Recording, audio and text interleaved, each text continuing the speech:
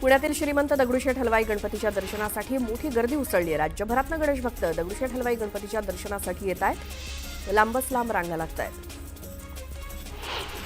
मुंबईच्या गिरगावात बोरभाट लेनमध्ये गिरगावचा विघ्नहर्ता या गणपतीची स्थापना करण्यात आली। तरुण मित्र मंडळाकडून बाप्पाची स्थापना करण्यात आली। या मंडळाचं यंदा 39वे वर्ष आहे।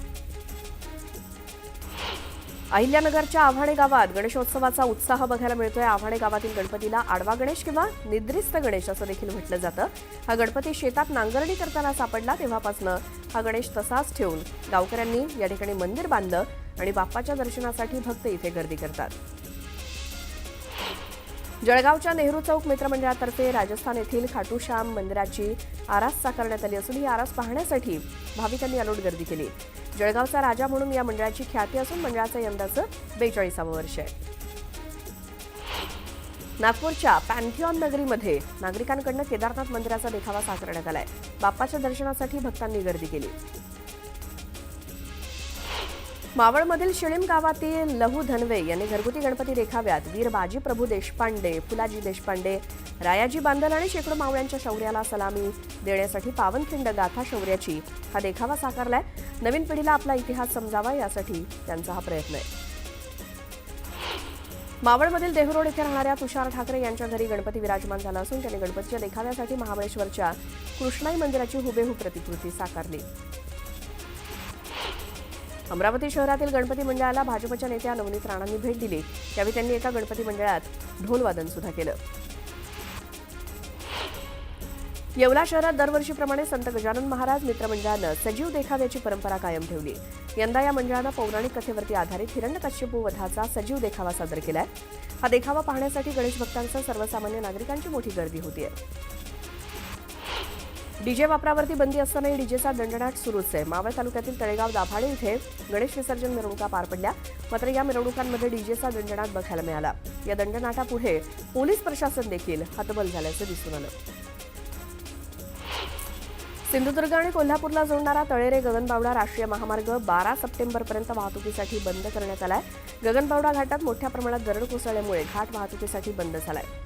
इथली दरड हटवण्याचं काम सध्या थांबवण्यात आलं असून सकाळपासून पुन्हा काम सुरू होत आहे। नागपूर शहरामध्ये जड वाहनांना सकाळी 9 ते रात्री 10 वाजेपर्यंत बंदी घालण्यात आली आहे। अपघात वाहतूक कोंडी कमी करण्यासाठी वाहतूक पोलिसांनी ही बंदी घातली आहे। गणेश विसर्जनाच्या पार्श्वभूमीवर सातारा पोलिसांनी कराडमध्ये रूट मार्च काढला। यावेळी पोलिसांनी मॉक ड्रिल केलं। दंगा काबू नियंत्रण तसंच अश्रुधुरांचा मारा करून जमाव नियंत्रण करण्याचं प्रात्यक्षिक पोलिसांकडून दाखवण्यात आलं। अहिल्यानगरमध्ये राष्ट्रीय आरोग्य अभियानांतर्गत कार्यरत आरोग्य कर्मचाऱ्यांचा बेमुदत संप आज 17व्या दिवशीही सुरूच आहे। शासनानं मागण्यांकडे दुर्लक्ष केल्याच्या निषेधार्थ कर्मचाऱ्यांनी जिल्हा परिषदेवरती मोर्चा काढला। मागण्या मान्य होईपर्यंत आंदोलन सुरूच राहणार असा इशारा आंदोलकांनी दिला। लातूर जिल्ह्याच्या रेणापूर तालुक्यातील गव्हाण गावातील मराठा समाजातील व्यक्तींच्या कुणबी नोंदी आढळल्यामुळे त्यांना आता ओबीसी प्रमाणपत्र मिळू लागलंय। निजाम सरकारच्या जनगणनेत कुणबी असा स्पष्ट उल्लेख आढळल्याचं कागदपत्र मिळाल्यामुळे गव्हाण गावातील संदीपान पवार यांच्यासहित अनेकांचा ओबीसीमध्ये समावेश झालाय। युवक काँग्रेसमधील नागपूरच्या 4 कायमस्वरूपी निष्कासित पदाधिकाऱ्यांना पक्षानं दिलासा दिलाय। या पदाधिकाऱ्यांना पुन्हा नियुक्ती देण्यात आली आहे। ठाणे महापालिकेनं अनधिकृत इमारत कारवाई सुरू केली आहे। उच्च न्यायालयाच्या आदेशानुसार ठाणे महानगरपालिकेची तोडक कारवाई सुरू होती। ठाण्यातील लोकमान्य नगर पाडा नंबर 1 अनधिकृत 4 मजली इमारतीवरती हातोडा पडला। गोंदिया जिल्ह्यात सुद्धा ईद ए मिलाद उत्साहात साजरी केली जाते। जिल्ह्यातील मुस्लिम बांधवांनी इस्लाम धर्माचे विविध पैलू दाखवणारे देखावे सादर केलेत। या देखाव्यांमध्ये इस्लाम धर्माची शिकवण, ऐक्याचा संदेश आणि धार्मिक संस्कृतीचं दर्शन घडवण्यात आलं। मुलुंड ते कळवा दरम्यान रेल्वेनं प्रवास करत असताना एका तरुणाचा तोल गेला आणि तो थेट विटावा खाडीत पडला। हा 19 वर्षीय तरुण कळव्यातील गोलाई नगरचा रहिवासी आहे। तरुणाचा शोध अद्याप सुरू आहे। जळगावातील पाळधीमध्ये अवैधरित्या गॅस भरणाऱ्यांवरती स्थानिक गुन्हे शाखेनं कारवाई केली। या कारवाईत 5 लाखांचा मुद्देमाल जप्त केला। या प्रकरणी दोघांविरोधात गुन्हाही दाखल करण्यात आलाय। लातूर जिल्ह्यातील चाकूर शेळगाव फाटा मार्गावरील तिरू नदीच्या पुलाखाली एका सुटकेसमध्ये महिलेचा मृतदेह आढळला। पत्नीची हत्या केल्याप्रकरणी पोलिसांनी तिच्या पतीसह त्याच्या 4 साथीदारांवरती गुन्हा दाखल केला असून त्यांना 5 दिवसांची पोलीस कोठडी सुनावली आहे। आईवरून शिवी दिल्यामुळे कोल्हापुरात मित्रानंच मित्राची हत्या केल्याचा प्रकार उघड झालाय. कोल्हापूरच्या हनुमान नगरमधली ही घटना आहे. हत्या केल्यानंतर आरोपीनं घराला आग लावली आणि पोलिसांनी या प्रकरणी चंद्रकांत शेळके या 73 वर्षीय व्यक्तीला अटक केली आहे. गर्दीनं खचाखच भरून धावणाऱ्या लोकल ट्रेनचा प्रवास नजीकच्या काळात आरामदायी बनवण्यासाठी रेल्वे प्रशासनानं 238 एसी लोकल ट्रेन खरेदीच्या योजनेला गती देण्यात आली आहे. 12 डब्यांऐवजी 15 किंवा 18 डब्यांच्या एसी लोकल ट्रेनची आता निर्मिती केली जाणार आहे. नवी मुंबई महापालिका प्रभाग रचनेवरून भाजप आणि शिवसेनेत आरोप प्रत्यारोप सुरू आहेत.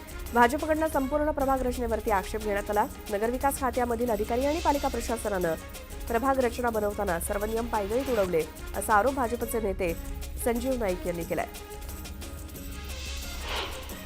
सरकारमधीलच काही जण फडणवीसांना अडचणीत आणण्याचे प्रयत्न करत असल्याचा दावा संजय राऊतांनी केलाय. तर शिंदेंनीच मराठा आंदोलकांना रसद पुरवल्याचा आरोप राऊतांनी केला.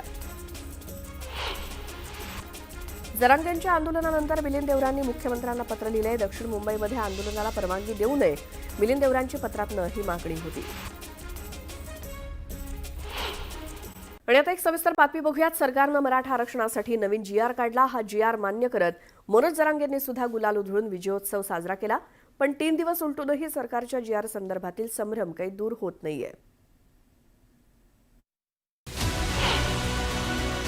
मराठ्यांना ओबीसी आरक्षण मिळणार की नाही? सरकारचा GR सर्वच मराठ्यांना न्याय देणार? मराठा समाजाच्या सरसकट आरक्षणाचं काय? मराठा बांधवांसह ओबीसी बांधवही पेचात. पुरा महाराष्ट्र मी बरोबर थांबून ओबीसी आरक्षणात घालणार. बघा घालतो का? हा सरसकट GR नाही, हा पुराव्याचाच GR आहे. ओके, जिंकलो रे राजा हो आपण.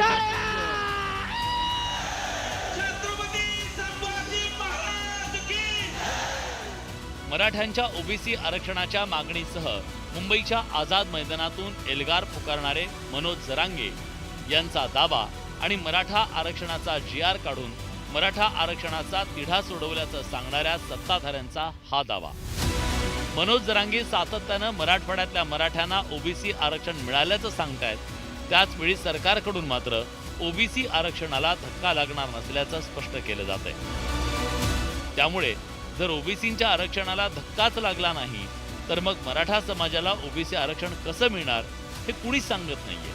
त्यामुळे सरकारच्या या GR मुळे सर्वसामान्य मात्र पेचात सापडले. GR तर तो जुना आहे. कुणबीची नोंद वाचा क्रमांक 1 आणि 3 जे त्यामध्ये स्पष्ट केलेलं आहे. जे पात्र कुणबी आहेत अशांना त्या नोंदीचा फायदा होणार आहे. त्याच्यानंतर त्याच्या नातेवाईकांना फायदा होणार आहे.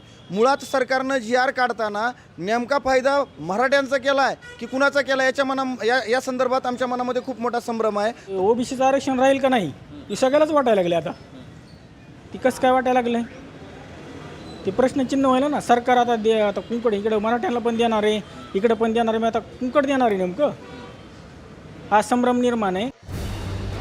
नेमकं काय मिळालं हे सर्वसामान्य मराठा बांधवांना कळत नाहीये.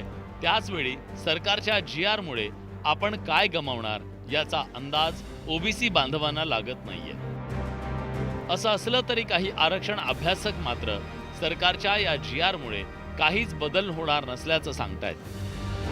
7 सप्टेंबर 2023 एकनाथ शिंदे ज्यावेळी GR घेऊन इथे आंतरवली सराटीत आले होते, तो GR ड्राफ्ट मीच केलेला आहे. मी म्हणजे इन दिसच आम्ही सगळ्यांनी. तर तो GR आणि या GR मध्ये काहीही फरक नाही. कारण कुठल्याही जातीचे, उदाहरणार्थ कुणबी जातीचे प्रमाणपत्र काढण्यासाठीचे जे नोंद सापडल्यानंतरचे निकष आहेत ते यानंतर अगोदर जे होते तेच आता राहणार आहेत. त्यामुळे त्याच्यात काही बदल होणार नाही. दुसरी गोष्ट, ते व्हॅलिडिटीसाठी जर समजा शपथपत्रावर दिल्या गेलं तर त्याची व्हॅलिडिटी होणार नाही. विशेष म्हणजे मराठा आरक्षण उपसमितीचे अध्यक्ष राधाकृष्ण विखे पाटील जेव्हा शासन आदेश जरांगेंकडे घेऊन आले तेव्हाही जरांगेंचे विश्वासू असलेल्या ॲडव्होकेट योगेश केदारांनी फसवणूक झाल्याचं म्हणत आक्षेप नोंदवला. तर काही मराठा अभ्यासकांनाही या GR मुळे मराठ्यांना न्याय मिळेल असं वाटत नाही.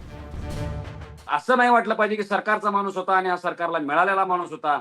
माझ्या पिढ्यांची बदनामी झाली असती. म्हणून मी तिथे विचार केला की मनोजदादांना आपण सत्य ते सांगावं आणि मी सत्य सांगायचा प्रयत्न तिथेही केला. भले तिने ऐकले नसतील, ऐकून घ्यायच्या मानसिकतेत नसतील, पण सरकारनं फसवायला सुरुवात केलेली आहे हे आम्ही सांगणारे होतो. आणि तिथं मनोजदादाने ऐकायला पाहिजे होतं का, तो त्यांचा प्रश्न आहे. मराठा समाज कुणबी म्हणून सगळ्यांना सरसकट प्रमाणपत्र मिळेल याचा अर्थ असा नाही. सगळ्या सोयऱ्यांना याचा फायदा होईल याचा अर्थ असा नाही. जे वडिलांकडची वंशवाळी आहे ते परंपरागत पद्धतीने मिळत होते त्यांनाच याचा फायदा होईल. जलद गतीने सर्टिफिकेट देण्यात यावं एवढीच याच्यात माहिती आहे. ही माहिती पुस्तिका आहे, मी स्पष्ट सांगतो. विविध अभ्यासक आता सरकारच्या मराठा आरक्षण GRचं विश्लेषण करताना दिसत आहेत. त्यातून सरकारच्या GRचे अंतरंग हळूहळू स्पष्ट होत आहेत. त्यामुळे मराठा समाजाचे आरक्षण अभ्यासकही आता आक्षेप नोंदवत आहेत. पण मनोज जरांगे पाटील मात्र सर्व मराठ्यांना OBC आरक्षण मिळणारच यावर ठाम आहे. अजून आंदोलन संपले का वाद संपणार नाही. थोडक्यात म्हणजे काय, थोडक्यात फाडक्यात नाही. पुरा महाराष्ट्र मी बरोबर थांबून थांबून थांबून OBC आरक्षणात घालणार. बघा घालतो का नाही. आंदोलन थांबलेलं नाहीये. आंदोलन म्हणजे अजून आरक्षण मिळालं नाही, हे सुरूच राहणार. अरे मिळालं तरी सुरू राहणार आहे. कोकण राहिला. महाराष्ट्रासाठी भांडतोय ना मी. फक्त मी माझ्या डोक्यात चाललो. एक एक घास खाल्ल्यावर जरा पचत.